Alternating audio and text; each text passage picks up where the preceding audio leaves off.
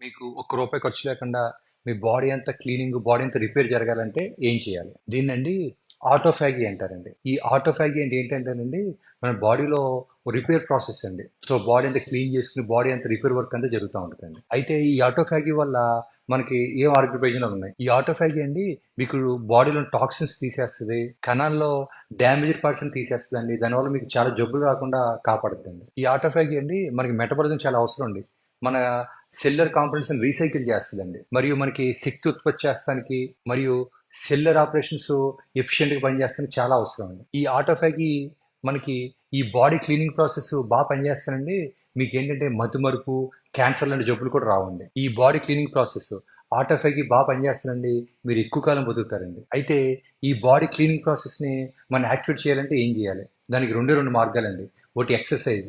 మీరు రోజు ఒక గంట నడవండి. రెండోది ఉపవాసం. అప్పుడప్పుడు ఉపవాసాలు చేయండి.